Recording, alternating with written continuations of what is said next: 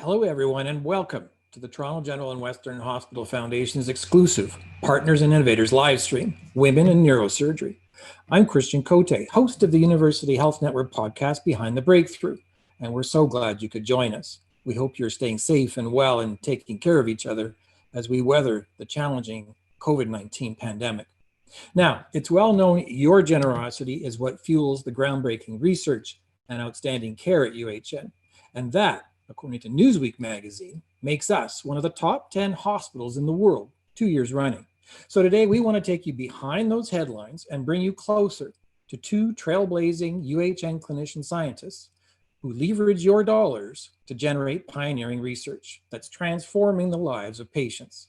Our first guest, Dr. Gelareh Zadeh, a neurosurgeon, medical director of UN, division head of neurosurgery at UHN's Sprott Department of Surgery. Dr. Zadeh was also recently appointed the Dan Family Chair of Neurosurgery at the University of Toronto, making her the first female neurosurgery chair in Canadian history. Welcome, Dr. Zadeh. Thank you, Christian. We're also very pleased to have with us Dr. Mojgan Hodaie, a neurosurgeon and surgical co-director of the Joey and Toby Tanenbaum Family Gamma Knife Center at Toronto Western Hospital. Dr. Hoday is also site lead for neurosurgery training at the Toronto Western Hospital Sprott Department of Surgery, education lead at the Krembil Brain Institute, and a professor of surgery at the University of Toronto. Welcome, Dr. Hoday. Thank you, Christian. In addition, we want to let you know that a little later in the broadcast, we have some special guests, one of whom has a very special connection with Dr. Hoday.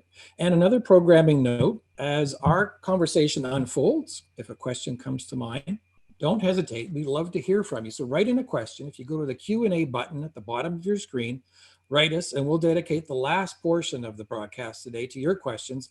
An editorial note, please, for privacy reasons, we won't be able to field any questions of a personal medical nature. All right, let's get to our two guests. And I'd like to start with your amazing work, Dr. Hoday. A primary focus for your clinic is treating neuropathic pain. And one form in particular is a chronic pain. Many patients say feels like they're being electrocuted. And for some, it gets so bad, it's been dubbed the suicide disease. Talk to us about trigeminal neuralgia and your pioneering techniques to treat this disorder. Christian, trigeminal neuralgia is a very severe form of pain in the face that is electrical in nature, and it grabs patients completely out of the blue. It is very severe, and it results in these patients requiring obviously medications, but oftentimes surgery. And we are of the knowledge that generally there's a blood vessel that puts pressure on the nerve and irritates it enough that the nerve just fires off uncontrollably. Luckily, we have very good treatments to help patients, very good surgical treatments, such as brain operations where we actually go and move the blood vessel out of the way, gamma knife radiosurgery, and also neuromodulation techniques where we effectively train the brain so that it does not feel the pain so much. It's amazing. And when I was reading up to prepare for our conversation today, I saw that your patients often wake up and right away after post-op, pain is gone. Talk to us about the outcomes nowadays after treatment for trigeminal neuralgia. So we treat quite a number of patients with trigeminal neuralgia at University Health Network. And yes, you're right. For many procedures, the patients wake up from surgery and they're effectively pain-free, which is fascinating.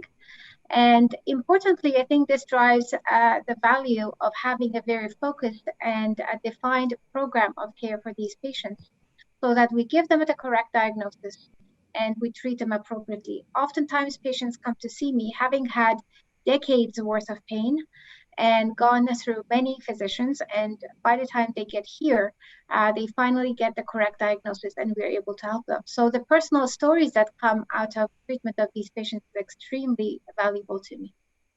And I'm curious, what's that like for you to treat a patient who has had perhaps a lifetime of pain, chronic, debilitating pain, and you essentially transform their lives? Like, what does that mean to you?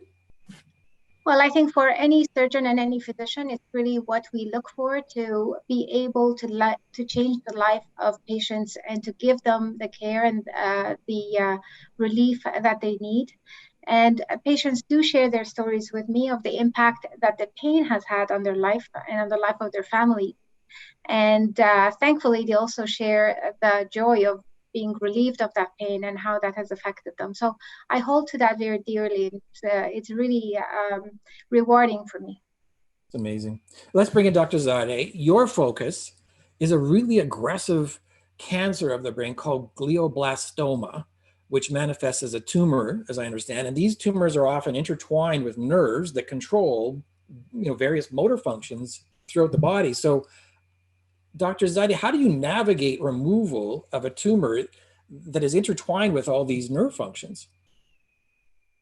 Thank you, Christian. So glioblastoma is known to be one of the most aggressive cancers for adults, and it has unfortunately a very short longevity from the time of diagnosis.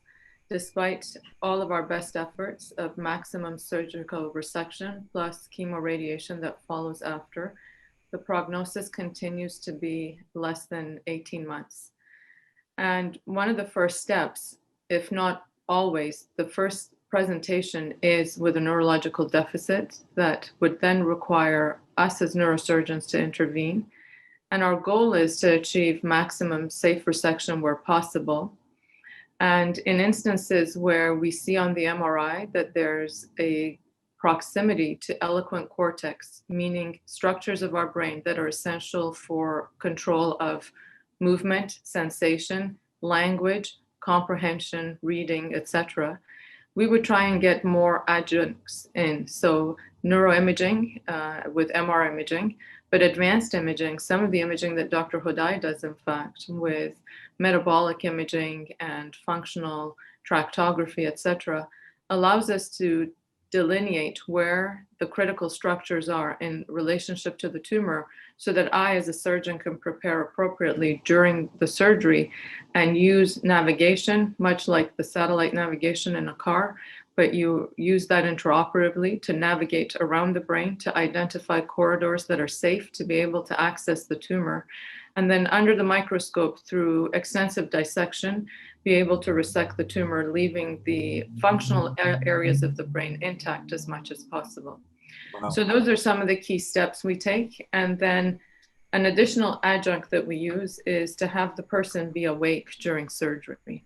And although it sounds nerve-wracking, once you have the rapport with the patient and explain to them the advantages of being awake and the process that they go through, in fact, majority of people are very, very strong and are resilient and can go through this awake operation and help us, and in turn, obviously help themselves, to be able to identify these critical structures through electrical stimulation, so that us as surgeons stay away from those structures, again, identify corridors that are safe and get into the tumor to be able to achieve maximal safe resection where possible.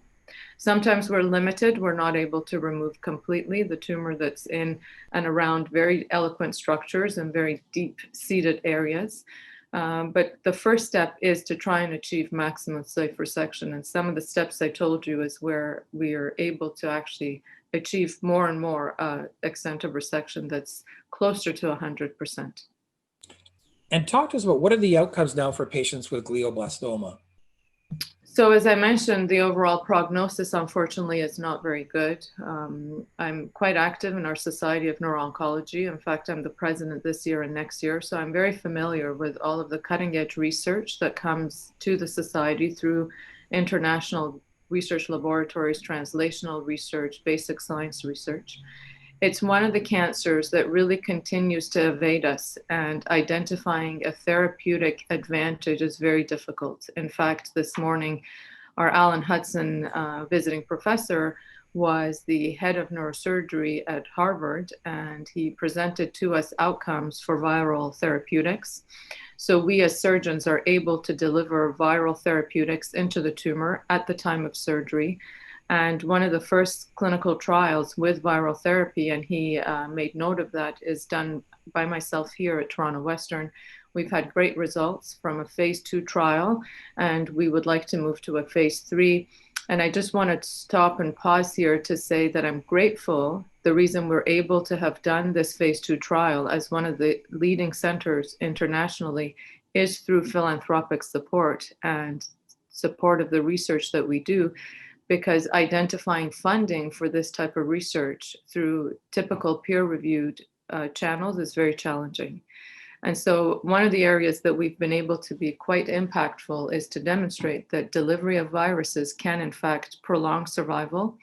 I mentioned that at the start, glioblastoma have typically a survival of less than 18 months. And on our trial currently, we have individuals who have lived past 36 months. So that to us is very promising results. And I do think the future will be in viral intratumoral delivery combined with immunotherapy. And hopefully we will see an impact in this outcome, the outcome for this type of tumor. That's great to hear. Let's bring in Dr. Hoday and her research, because I know, Dr. Hoday, one of your primary areas of study is how pain affects the whole central nervous system. And I understand you recently made the discovery of a way to image the brain that shows how it changes due to pain. Can you walk us through that? That's correct. So my research involves the field of advanced brain imaging. And what we do is we're interested in taking the typically MRIs of patients and tease them to their smallest details so that we are able to effectively find signatures that pain leaves, either on the nerve or on the brain gray matter or white matter, and then use this information to draw metrics that help us, for instance, predict whether a patient would be better from surgery and even provide prognostic value to patients. So this is rather intricate work. The MRIs are post-processed quite a lot, so there's a fair amount of research that goes into finding the best tools for us to image the brain. But really, the field of advanced brain imaging is now extending well beyond the conventional gray-white MRIs that we used to have into one that gives us a huge amount of information with new types of sequences, new types of processing. And we can match that with techniques such as machine learning and AI to really drive the impact of what this advanced imaging is able to do. Well, and I want to try and help me, put this in context, because I understand the holy grail of pain, because it's such a subjective thing to us, is some kind of reliable objective measurement. And that has sort of eluded the world of medicine. How does your discovery in terms of imaging of the brain, how does that move us towards that kind of a measurement? Yeah, I think that's very correct. So think about it in this way. So when we, if I were to have a tumor such as what Dr. Zadeh mentioned, and I go see a surgeon, they would say, well, the tumor might need to be removed. And if I were to ask them, how sure are you that you'd be able to remove the tumor? I mean, they'll say, you know what, after surgery, I'll show you how much I've got, and you'll get to see it. With pain, I cannot give those odds to patients. I can only share with them the general numbers that we have. And I think we're being unfair when we treat patients in this manner. We owe it to them to develop better ways of telling them beforehand what are their personal odds are of having a successful operation. None of us would want to have an operation that we don't really know what the results of it are. But patients that have trigeminal neuralgia and many other pain syndromes effectively have no other option. So what we're trying to do is use these advanced brain imaging methods so that we change the language in which we're able to speak with patients and provide them with very individual level diagnostics that allows their treatment to be more effective. I want to go back to Dr. Zadeh and your research. Oftentimes, there's a portion of your research, if I'm not mistaken, that flows directly from your surgeries, correct? Where you go straight from the operating room with a section of the tumor to analyze it in the lab. Talk to us about what you're looking for when you examine these samples of glioblastoma.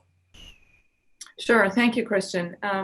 Maybe just to highlight, one of the strengths of UHN in general is the rich environment that we have of clinicians, of scientists, and as clinician scientists, we are the gap between the scientific body and our clinician body. And it's ripe and rich an environment to be able to bring all sorts of innovation, cutting edge technology, R&D that's being done in the scientific area to the clinical practice. So truly a pipeline for translational research.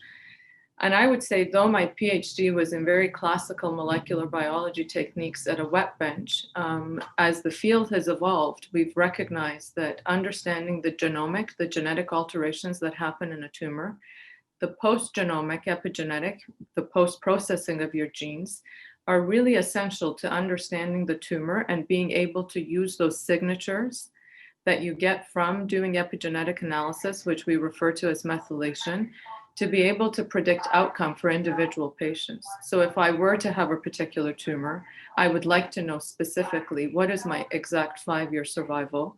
Currently, we give you a generic number, but results of the research that we've done in the lab allows us to be able to put in factors that are specific to me as an individual and calculate your specific 5-year recurrence rate. That's, of course, important for counseling, for understanding the impact of the tumor, but more importantly, for being able to think of therapeutics that we can initiate during the course of the survival of the patient with any type of brain tumor. This is not just glioblastoma. The other area that we've focused on very much is to take that genomic information and see whether we can pick that up in the blood of patients with brain tumors. And why is that important? It obviously eliminates the need of an aggressive operation that we talked about before. It allows us to make an accurate diagnosis based on a blood test. And more importantly, it will allow me to follow the progress of the patient in addition to MRI with a blood test to be able to detect occurrence and recurrence of the tumor earlier. And so if you had to dream, you could get to a place where a simple blood test will actually give you an estimated risk of whether you are prone to developing a brain tumor. And most recently, May of this year, in partnership, and this is why I brought up the richness of our UHN environment, in partnership with one of my senior scientists at Princess Margaret and I at the Krembil, were able to say, looking outside of our fields and partnering together, we can actually take this discovery to the next level and proved that we are able to, with 90% accuracy, diagnose brain tumors from a simple blood test. This will transform how we manage patients, and we're in the process of looking at the value of using this blood test to detect whether a recurrence is happening earlier than what you could see on an MRI, and use that to guide our therapeutic decision making. So those I would say are the biggest highlights for what we're working on in the lab. But you're absolutely correct. I do take advantage of the opportunity of having access to tumor tissue to do molecular analysis to understand what is it that drives the growth of it, the recurrence of it, and its ability to evade response to treatment, because that's actually where our biggest challenge is. And identify targets, identify pathways that the tumor uses to avoid response to treatment and be able to actually change that in a tumor.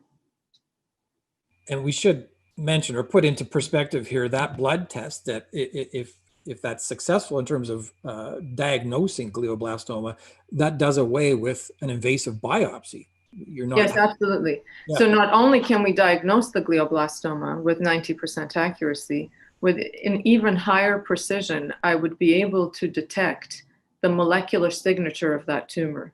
That's actually where the transformation in care will come from. Because if I see a lesion where Dr. Hodai's imaging will tell me that it sits in an extremely eloquent area, but I'm reassured by the fact that the genetic composition of the tumor is not very aggressive, I will shy away from surgery to avoid a deficit for that individual and monitor them. And also the reverse, if it tells me that it's a very aggressive tumor, then through counseling of the patient, we will proceed with maximal safe resection, but then it gives us more sophistication to make these decisions. And this really will change how we view management of brain tumors. And I have to say, I do give full credit to our institution for having a partner such as Daniel de Carvalho to be able to make this happen in our neuro-oncology world.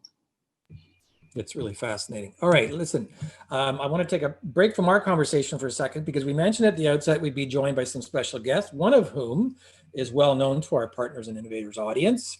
He is UHN's Medical Eminence Grease, Dr. Michael Baker, a former physician-in-chief at UHN, whose research has been, instrumental in helping our understanding of leukemia and other cancers. Dr. Baker is a professor of medicine at the University of Toronto, a member of the Order of Canada, and to me, one of his most admirable qualities is this man walks to work and takes the TTC every day. Over to you, Dr. Baker. Thank you, Christian. Although I confess I took a bike share to work this morning, so it's not necessarily consistent. I have a story of a miracle, and I'm going to start by saying I was sitting in my office 2 years ago or so. I got a communication from British Columbia because Ann Wilson, who's been in my practice, had injured her neck or her shoulder or something playing baseball, and said, come on in. And a couple of days later, she came to my office, by which time she could barely stand up from sitting in a chair and had weakness in both arms, in a very frightening story to any physician. And we whisked her over to the Toronto Western Hospital emergency room just a couple of days after she'd had this story of the injury, notified everybody in sight, the emergency doctors, the neurology, and so on. And by the later that evening, when I went over to visit, she was barely able to move her arms or legs at all and getting intravenous dexamethasone, so on. Ann Wilson is very kindly agreed to be with us today. And can I ask you, what was that like? What was going through your mind when all of that horror was happening to you? Don't forget to unmute.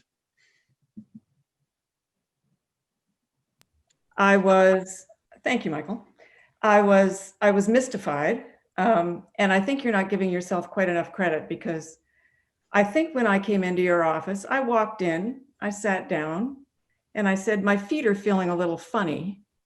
And that was really all you went with. And you immediately got up and you said, well, that's all I need to hear. I'm taking you to Emerge, and you phoned down and got me all set up. So your ability to tell that there was something seriously wrong with me on really pretty little information was quite amazing. So thank you. What were you thinking? So what were you thinking lying in the emergency department, unable to move your arms and legs? Well, I was getting pretty nervous then. And so I assembled my family, and we waited, and we got my MRI. And the MRI told us something we didn't wish to hear at all, which at least the doctors told me what it told us was that I appeared to have cancer in my spinal column. And everything that they could see on the scans suggested to them that that was the case. They said they needed to act quickly because my spinal column was under pressure. And they said that I should start radiation the next morning, and that they would send me off to Princess Margaret to get my radiation mask made so that I would be ready. So I said, let's get at it. I went off to Princess Margaret, and by now it's sort of the middle of the night, I think. I'm getting a little confused.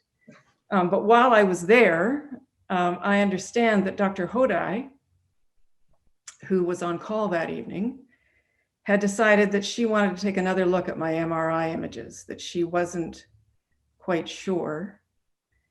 And she, I am told, was up most of the night looking at MRI images, and decided at some point in the process that I should be asked if I would mind delaying the beginning of my treatment while she investigated further.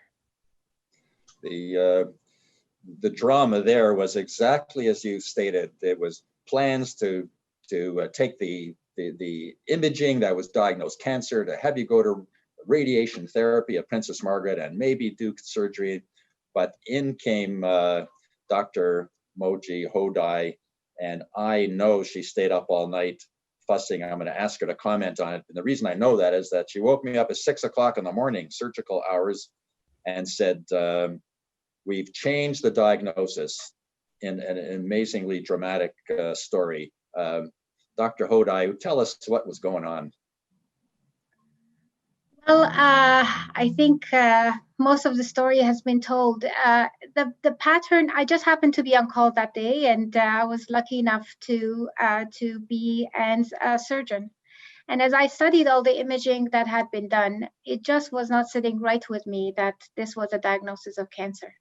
And therefore, I decided to investigate further. And it just so happens as well that, as we talked briefly before, my field of research is advanced brain imaging. And therefore, I'm familiar with these side protocols that can be done when something doesn't quite fit the expected pattern.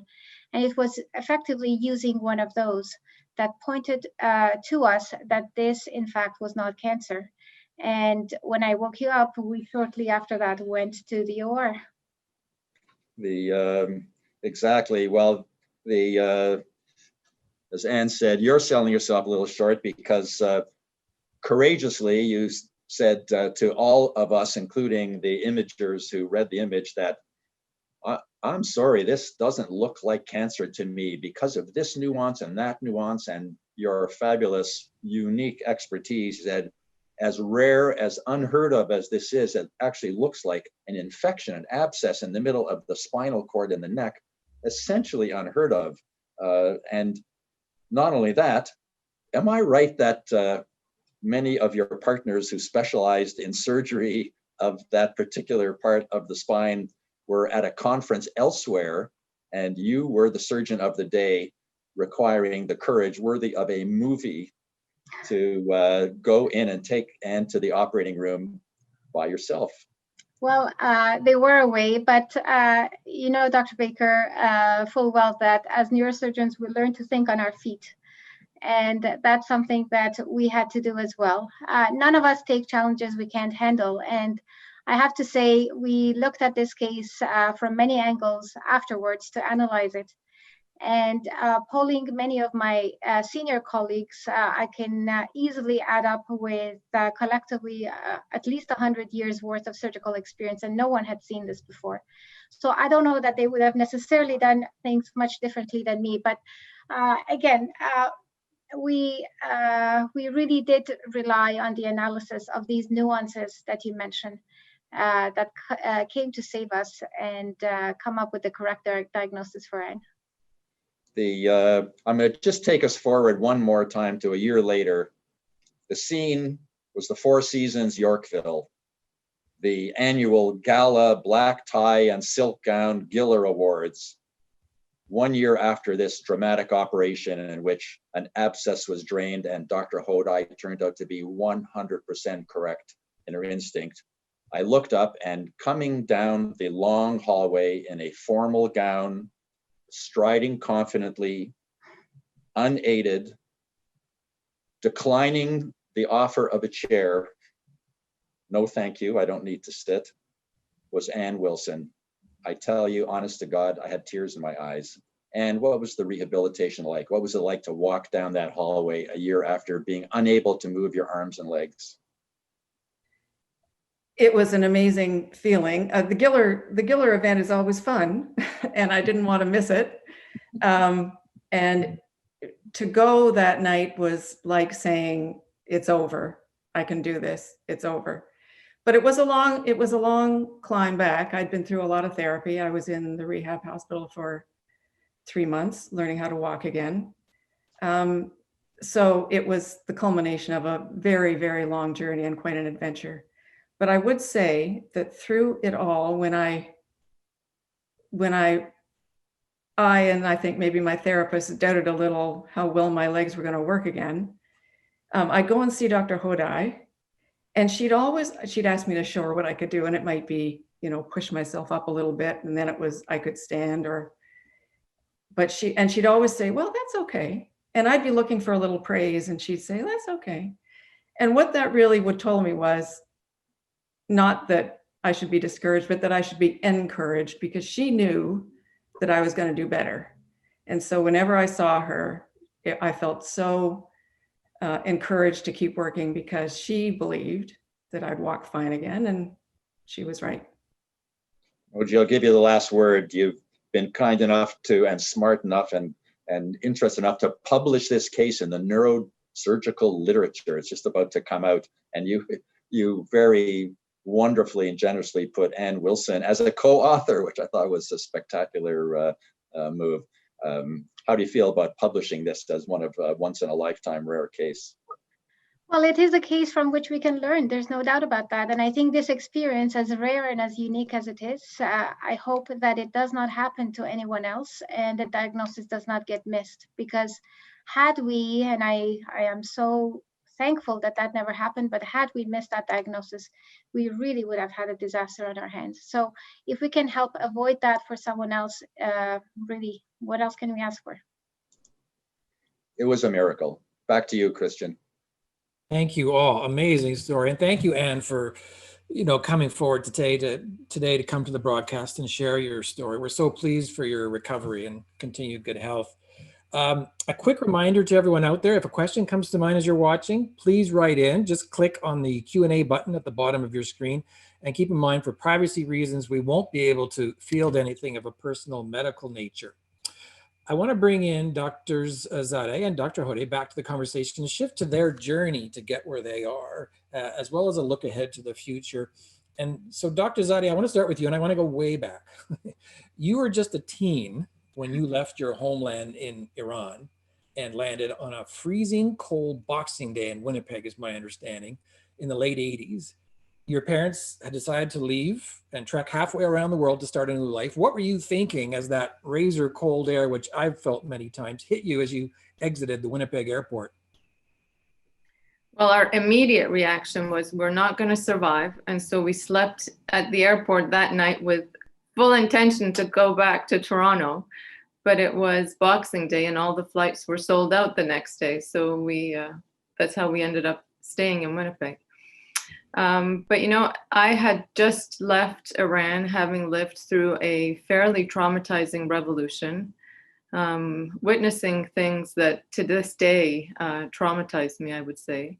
And then also Iran-Iraq war, similarly, a very difficult war where you felt quite helpless. And so we had been able to escape, and having the opportunity to immigrate to Canada, I can't really describe the feeling. It was, to me, one of the biggest opportunities that could happen to me. And in fact, in reflecting what I would have thought during that time, I had so much hope and so much dream for what lay ahead.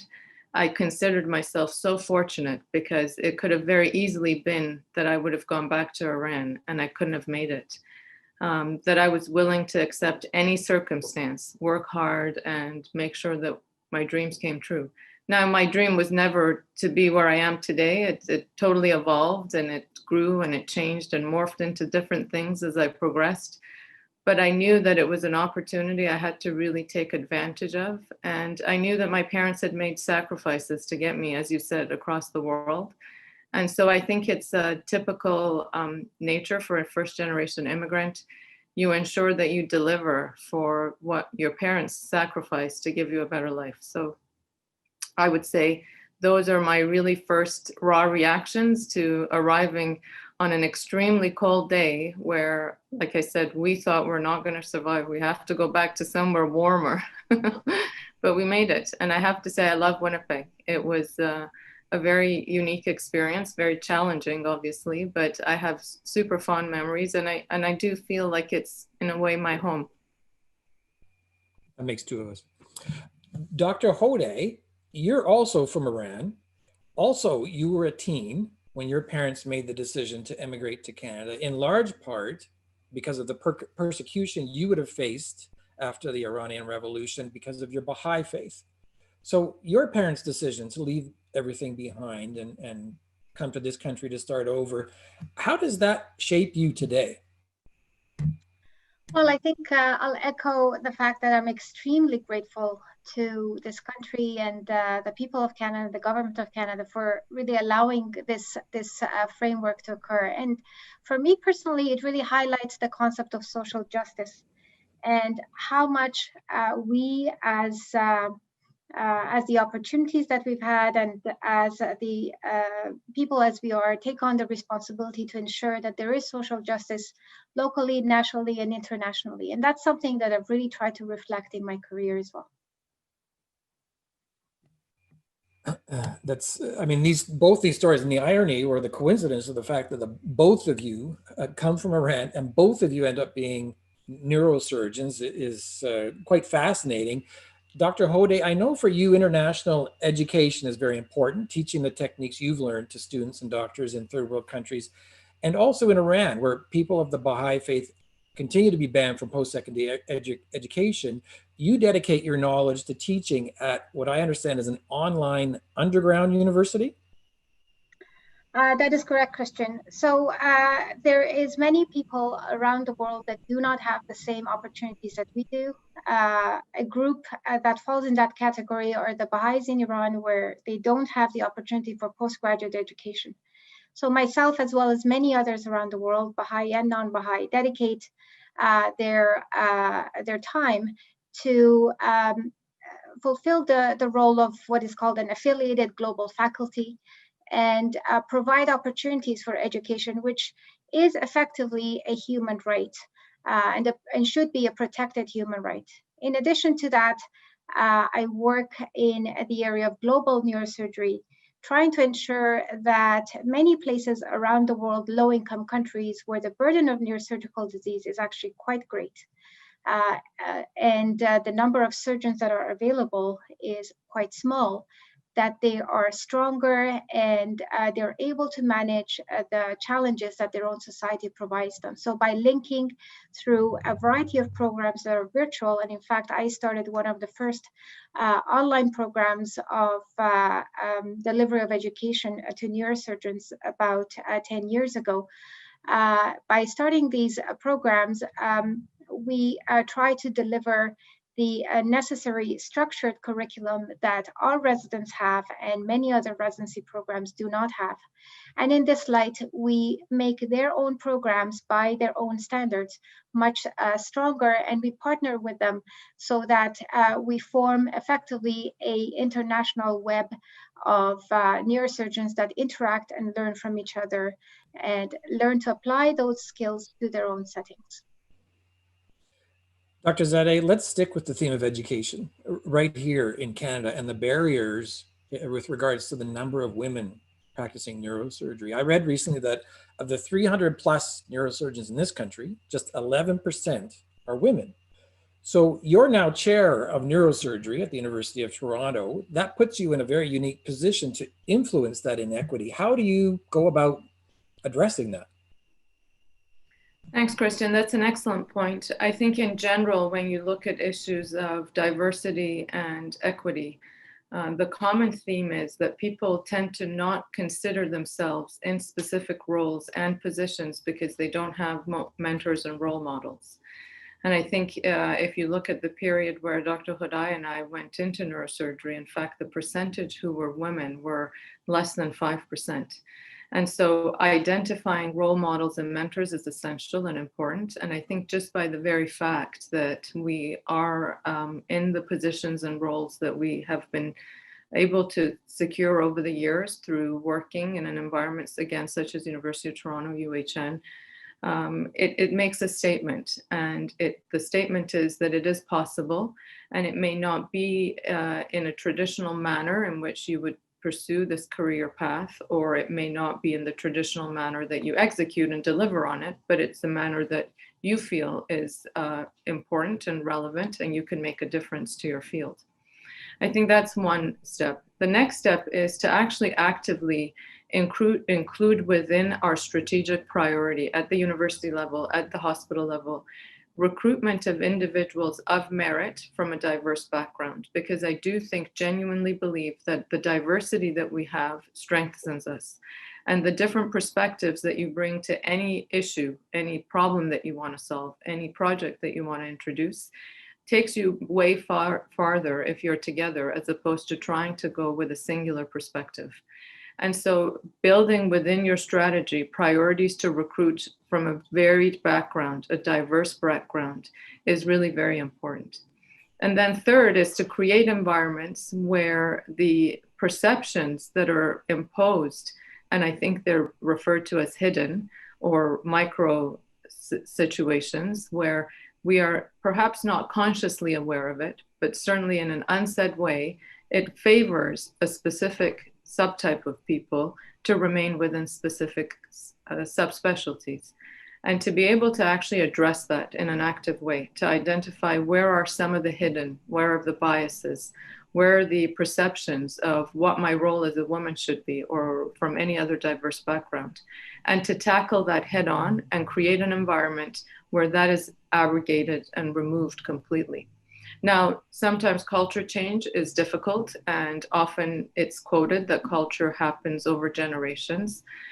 I have to say, in my experience, sometimes culture change has to happen because you're firm in your position and you have a goal and an intention to make the change happen and accept some of the challenges that come with it, recognizing fully that the priority is actually essential and it's the next important step. And so for me at a university level and at the UHN level, one of the key priorities is to make those difficult steps and change the culture and the environment that we work in to be able to attract those who have previously not seen themselves as neurosurgeons, but in fact may end up being excellent neurosurgeons, and we're missing out on the opportunity to train them and foster them and launch their career.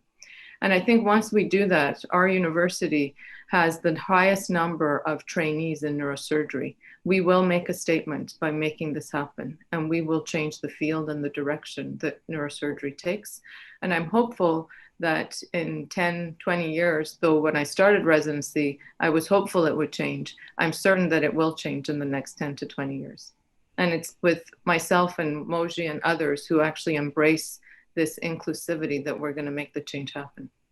Well, I want to bring in Dr. Hoday and your take on this too, because there's a quote that I read recently from, it was a CBC interview with a colleague, Dr. Cusimano, who's also a neurosurgeon here in Toronto, who said, when it comes to the inequity of female neurosurgeons in the profession, quote, the talent has always been there, but we haven't been making the space for it, unquote. Dr. Hoday, how did you overcome then that lack of space when you decided you wanted to become a neurosurgeon back in the mid-1990s? That's an excellent question. For me, I think it was a matter of immense curiosity and tenacity, both of them together. And I generally say that we have to be tenacious enough to want to do neurosurgery and tenacious enough to actually stick in it once we enter. I think the role of role models is very, very important. Obviously, there's still a paucity of how many role models we have in every field.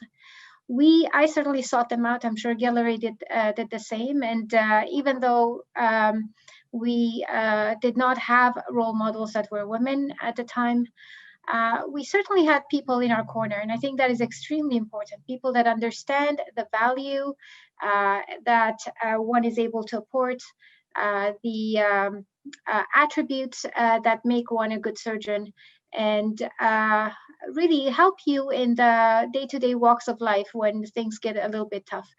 I think the important thing, though, is to really project into the future and to see what is necessary to make sure that we don't miss good talent, that people don't feel that they don't have the opportunity. And in fact, they look at the opportunities that we are able to provide as extremely positive ones that feature one's intellect and dedication, and not what your gender or what your background might be. Exactly. All right, let's look to the future. Also, back to both of you in terms of your research, your work, Dr. Zadeh. What's your vision? And I thought you hinted at it earlier, but give us a sense of where you'd like the vision for your research over the next months and years ahead. Thank you, Christian. My research has three arms. There's three different tumor types. One, which is glioblastoma that you mentioned. The other is very strongly actually meningiomas. It's a skull-based type tumor that typically receives very little research interest and focus because it's so rare, difficult to secure funding. And then the other part is neurofibromatosis, so a genetic condition that predisposes you to multiple brain, nerve, and spine tumors. And for all three of them, I would say the most cutting edge is what I mentioned, the epigenetic methylation analysis of the tumors to look at the tumor signature and what's in the blood, and learn from that as to how best you can use the blood tests to follow individuals' progress. And the other area that I would mention, which I alluded to earlier, is really through the support to be able to launch and complete the viral therapeutics for glioblastoma. The results were very promising. We had one of two of the late-breaking abstracts at the Society of Neuro-Oncology meeting that just happened a couple of weekends ago. So that's something that I'd really like to take to the next level, place us on the map for bringing a new therapeutic to glioblastoma, and really advance what we see for outcomes for our patients, most importantly. Thank you for the opportunity. Sorry to cut you off there. And Dr. Hoday, what are your priorities in terms of research going forward? Christian, as I mentioned to you, my field of work is in the area of advanced brain imaging. The advancements that we see in the area of brain imaging are not alone. There's advancements in many other fields. For instance, there are now opportunities to diagnose and find attributes that relate to neuropathic pain with just a sample of one's saliva. So the whole field of advanced diagnostics, looking at advanced brain imaging, looking at biospecimens, and looking as well at the interface with technology, with AI and machine learning, and putting all these three together really drives the field forward, not only for neuropathic pain, but for many other conditions. So this is what my goal has been, and we've collaborated with a number of entities, for instance, the Vector Institute, which is a key AI hub here in Toronto. And in this way, we want to match all of these different forms of advanced diagnostics and drive the field forward in that way, with the unique goal of having personalized medicine, so that when a patient comes to us with a difficult condition, we are able to use these techniques and give them the right treatment for that right person. Amazing. All right. I want to wrap up my Q&A portion of this broadcast with something for both of you to reflect on, is the importance of philanthropy. I know you've hinted at it a bit, but give our audience a sense of what role it plays in leveraging your work and advancing your work. Dr. Hoday, why don't we start with you?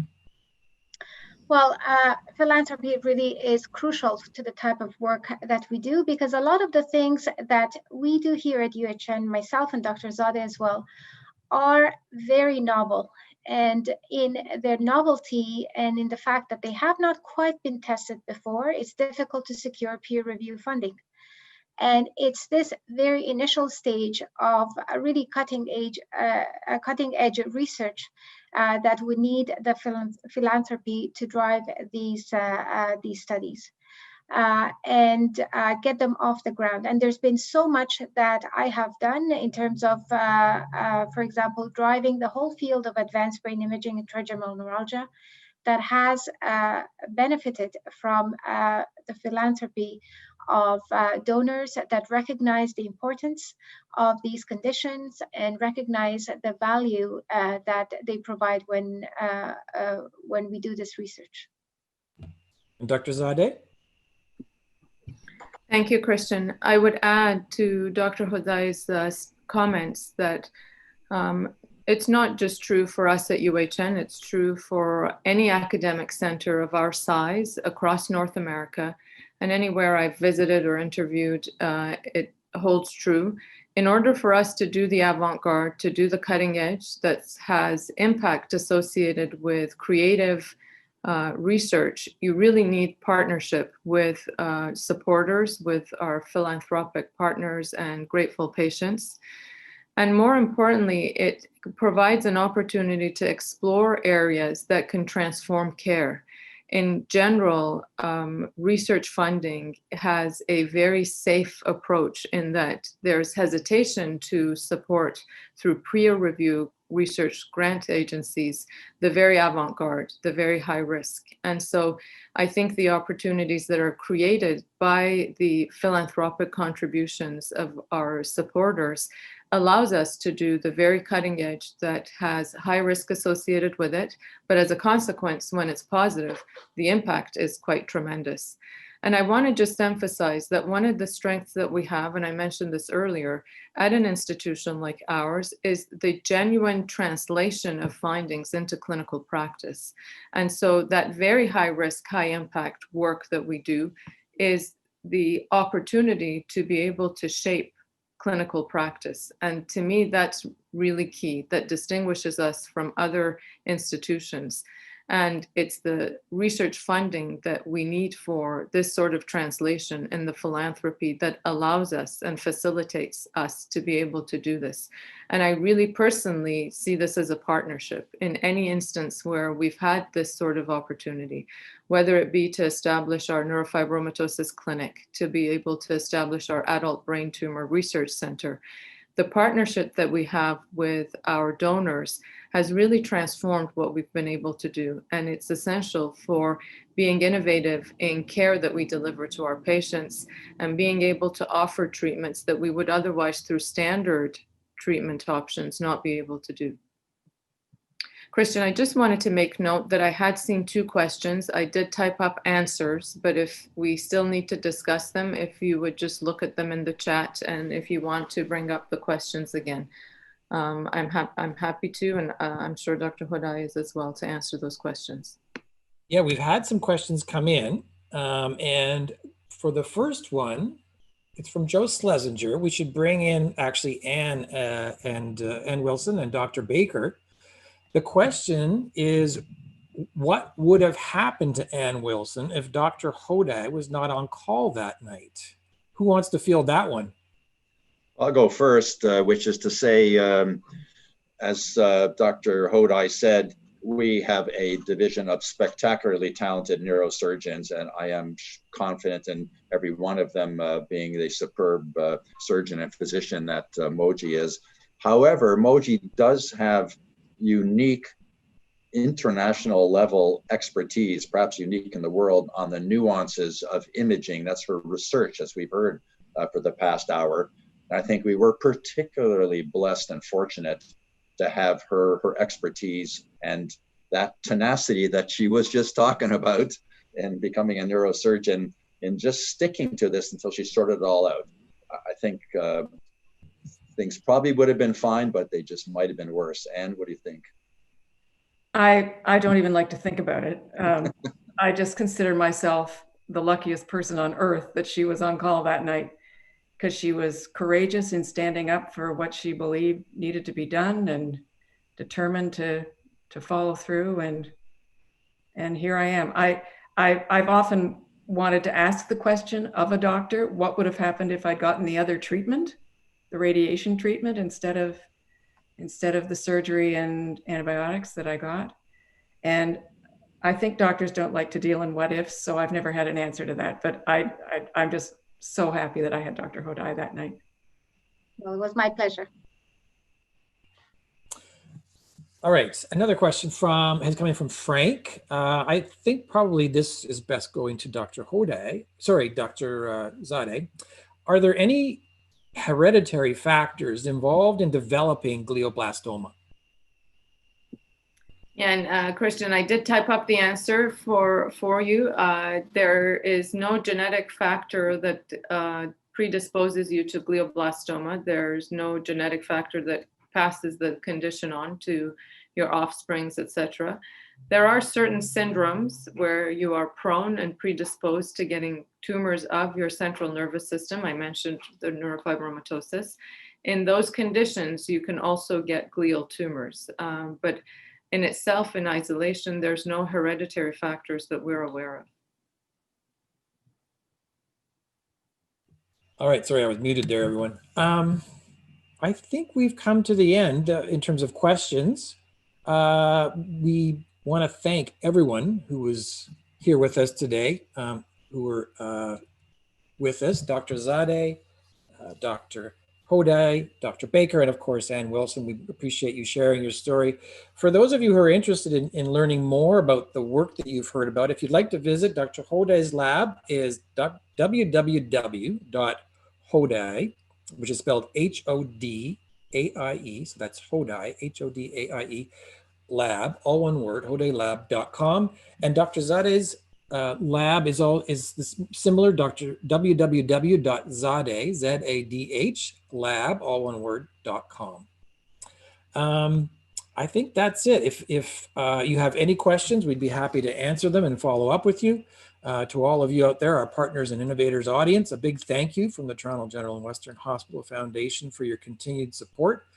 We want to thank you for tuning in. Keep practicing physical distancing, wash your hands often, mask up, and stay safe.